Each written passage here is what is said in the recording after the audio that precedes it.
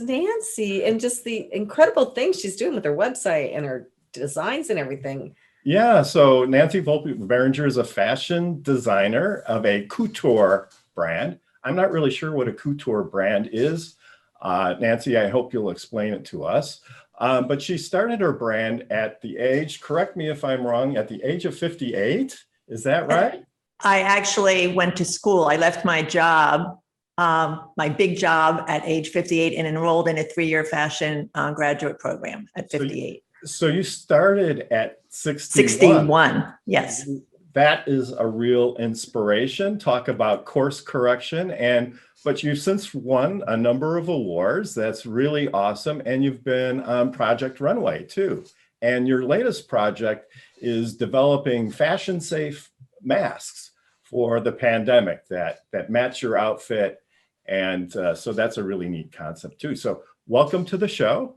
Thank you. And the first question we're all dying to hear about is, what made you change careers at age 58 and start a new business at 61? That was pretty brave, Nancy. I gotta tell you.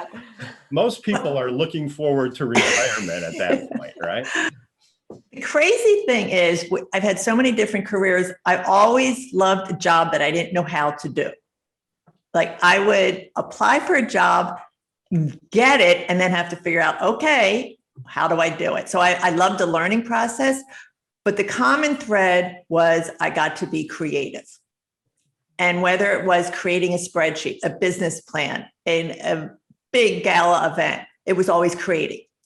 Then what happened, I kept going up the ladder and I got to that point where I had a much sought after promotion that I tried twice to get. It would give me financial security. And as a single parent, years before working 4 or 5 jobs, this was a big deal. I got it.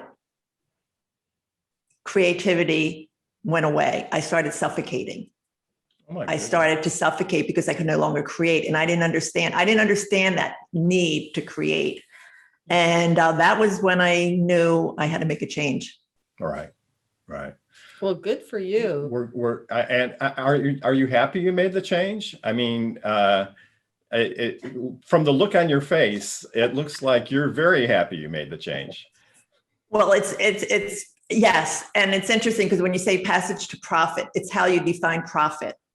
And so for me, the financial security is one way to define profit. And for me, the value in what I'm able to do now with entering the world of design, being a relevant designer, doing good things, inspiring people, that to me is something you can't put a value on. So yes, I guess even in this crazy world, I'm happy.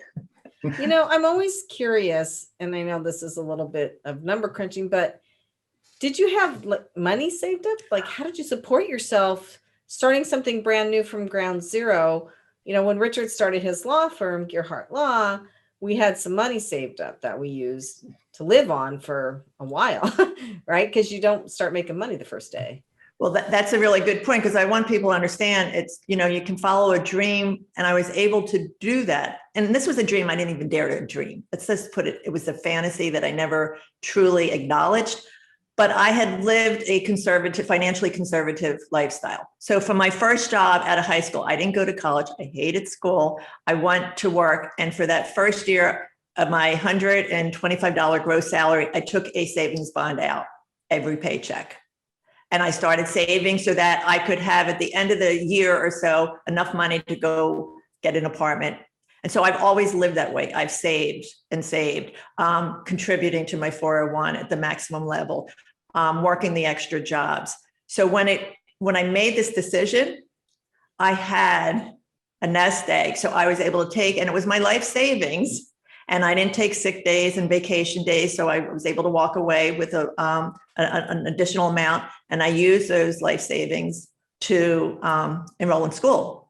And then while I was at school, I also did graduate assistance. So even though I was 80 hours a week or 100 hours a week for school, it was another 10, 20 hours to help pay for some of my tuition and to give me a stipend. So Nancy, I just have to jump in here. You are a wonderful example of an entrepreneur, because part of having a successful business is knowing how to manage the money, right? And this is a trait that you've had for a long time. And a lot of people need to learn that. And because the numbers don't lie. The numbers tell you what you got or what you don't have.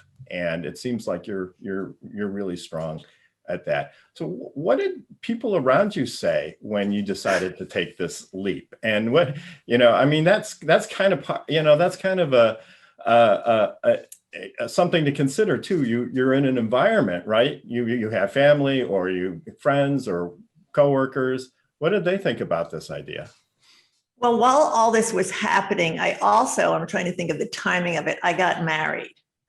So when you talk about bait and switch, here I am, because here I was, a successful executive, working a lot of hours, but still had time to go play some golf. That's how I met my husband, on a golf dating site. I had, a nice life. So then I, with his support, left that and disappeared. And what's really funny is that when I started researching, when it was at 3 a.m. in the morning, when I asked myself the question that changed my life, and I started looking for a school, I got so excited when I found a 1-year program at one of the top fashion schools in the world in New York. And I rushed home on the train. I'm at the bar where we would have our dinner. And I said, I found a 1-year program. I could be a fashion designer in a year. He's a lot of nicknames. And he said, calm down, Fireball. He says, calm down. He says, I thought you're doing this for the love of learning. Why are you rushing the learning? One of the best pieces of advice, because I have a goal, I now have to meet it. So I found a 1-year path to do that. It would not have worked. I then enrolled in a 3-year program. And I say to my husband, how do you like that? I finally listened to you. And that's funny. Yeah. And I'm not around. Yeah. So I want to see what Kenya has to say about this. I appreciate your drive and your ambition. I'm just one of those lifelong learners. I like to learn everything. I just wanted to know, like, what advice would you give to people who want to pursue a career or a passion in fashion right now? Like, if you had to go back and do anything differently, what are some of the things that you've learned and what would you do different? Oh, I've learned so much. One of the advice I would give, and I've apparently have done this my whole life, again, not knowing it. On the show, one of the judges, Elaine Welteroth, has a book, and I remember her promoting the show. And she was talking about this older contestant that's going to be very inspirational. And she said she's fearless. And she said, it's really important to make fear your friend. And as a fashion designer, make fear your friend. I have garments behind me. The only way I created them was not being afraid. In school, they could take a garment and the professor rip it in half, turn it upside down. And instead of freaking out, it was a way to learn more. So that would be one thing. Make fear your friend. Don't be afraid to try. And my biggest mistakes actually have become in designing some of my best results.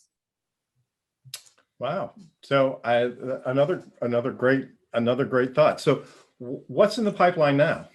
I'm really excited about what's in the pipeline for me, in that I'm creating a platform of resale high-end designer pieces that are adaptable. And by adaptable, I mean taking a garment and making it adaptable for a disabled person who have unique needs.